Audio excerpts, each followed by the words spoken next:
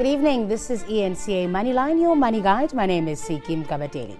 Coming up on the show tonight, South Africa's economy is still on the road to recovery, but is GDP the right measure for growth?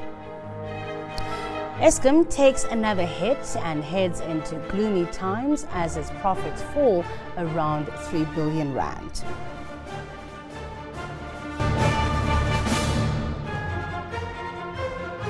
South Africa's power supply is not the only thing giving Eskom sleepless nights. The power utility says its financial health, like its power plants, is under strain. It's a dark time for South Africa's major supplier of electricity.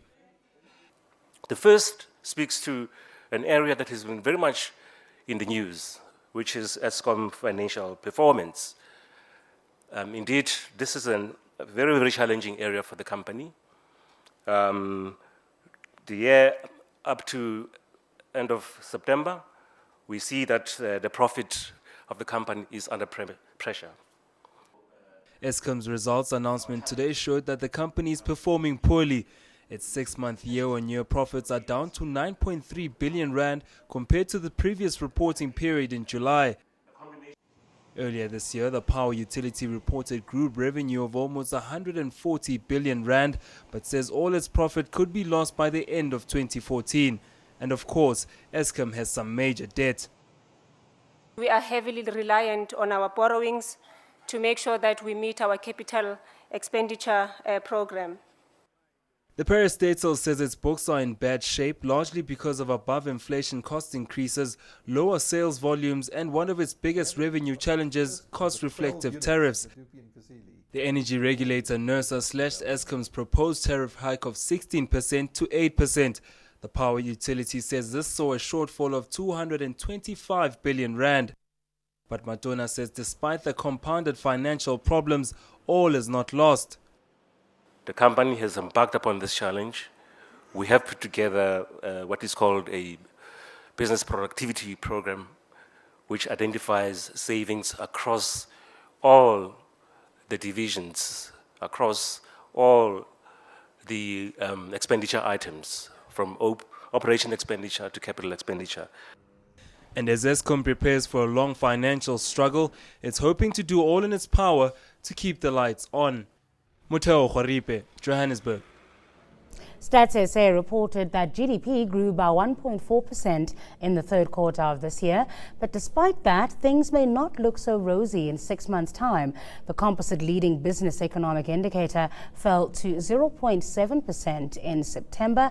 According to data released today by the Reserve Bank, the indicator, which measures the state of the economy over the coming 6 months, now sits at 99.8 points. 5 of the 10 components in the indicator decreased, while the remaining 5 increased. The recent fall in commodity prices is the major negative contributor, while the average number of hours worked in the manufacturing sector was the biggest climber. Well, economists are not surprised by the uptick in gross domestic product. The recent figure is slightly below forecasts of 1.5%, but remains a positive indicator. Stats SA says GDP grew by 1.4% from July to September. This is from a 0.5% revised increase in the second quarter of the year. The number did fail to spark major rand strength, but economists are widely unperturbed by the latest figure. Energy constraints, rigid labor regulations and poor education remain the key areas of concern for analysts, with some saying growth needs to be a lot better in order to keep ratings agencies at bay. We could see also a normalization of the manufacturing sector in the fourth quarter. So it's just ramping up that we're seeing. But sectors which surprised me is the agricultural sector, which increased quite significantly on the back of high crop production and animal stocks. We also had an increase in the financial industry and also real estate and trade, which includes wholesale, retail and motor. And that's due to an increase in the turnover. Now, some have questioned whether gross domestic product is the right tool to measure the country's growth rate. Economic professor Chris Malikane joined us earlier and began by unpacking the major drivers to the growth in GDP. What might contribute to economic growth will be wholesale and retail trade, a little bit of manufacturing, and basically the services sector is the one that is contributing to growth, but not the real sector where jobs are being created. Yeah. And let's talk a bit about that. That is a concern because jobs, unemployment is one of our major targets, even when we look at our grand plan, the National Development Plan. What do we need to do about this? Well, it's a structural problem of the way the South African economy has been structured. Its relationship with the rest of the world and macroeconomic, industrial and other policies. So it's really a whole range of institutional issues that have to be addressed, particularly the political economy, the power relations that determine the South African economy. All right, let's talk a bit about the rebasing then. You know, after the rebasing, we are now 4.4% larger than what we were previously thought to have been. We don't have the kind of rebasings that Kenya and the Nigeria have been doing. But does it matter? Does it make any difference that we are 4.4% larger than what we were? Well, it doesn't make any difference from the standpoint of the ordinary person in the street, because whether GDP is rebased or not, the amount of money or the income that you earn, the real income that you earn is not being rebased so that you get 4.4% more. So in real terms, from the standpoint of the people on the ground, the rebasing basically is meaningless. It's just an accounting exercise to make national accounts consistent. Well, concerns have been raised about the impact that Eskom's load shedding is going to have on GDP growth, on our economy as well. And it looks like their solution, Chris, to that problem is just to load shed the consumers on weekends. Yes, actually, they load shed particularly rural areas where people do not have a voice.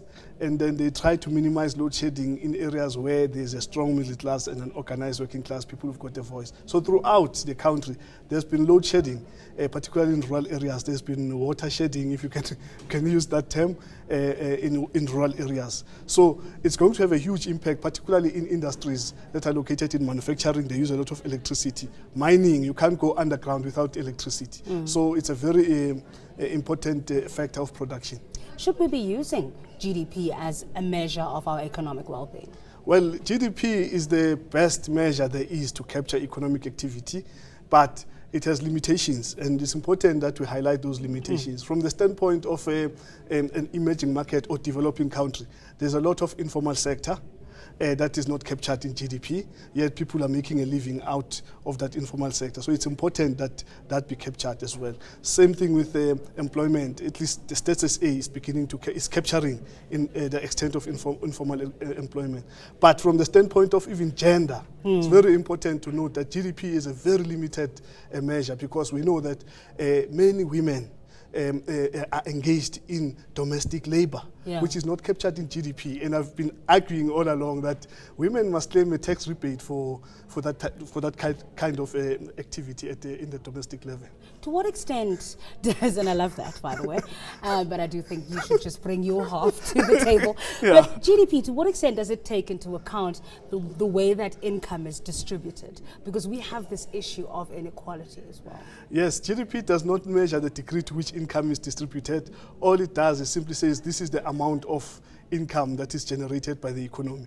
The distribution of income is another issue measured by different indicators like the Gini coefficient, the share of labor in the economy, and so forth. So GDP just gives us an aggregate figure.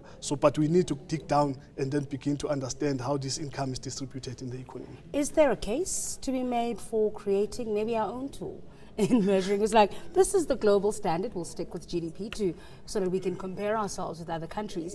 But if we really want to take South Africa where we want it to get to, we need to look at those different indicators, whether it is socioeconomic well-being, it's the informal sector, it's health, it's income inequality. Yes, actually the World Bank developed an indicator called the Human Development Index. That index is trying to capture a whole variety of indicators of human development.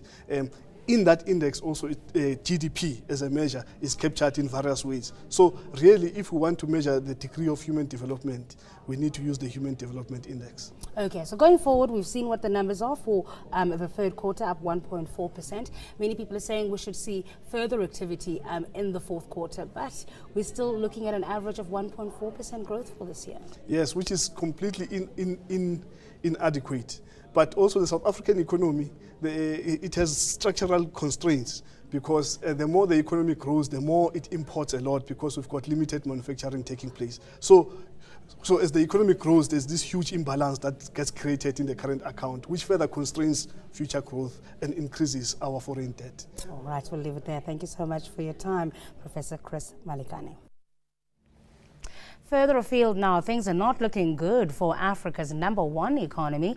Nigeria's central bank has devalued its currency and raised interest rates. The Nigerian central bank has moved its target band for the naira to between 160 and 176 naira to the US dollar.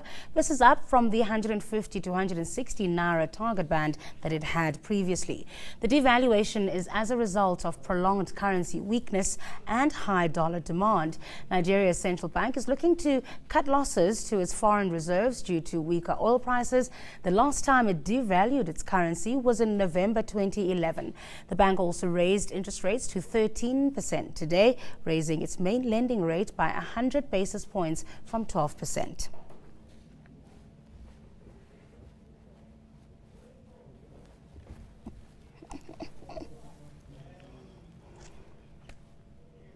After the break, the South African Banking Risk Information Centre says bank fraud in the country is up by almost 20%.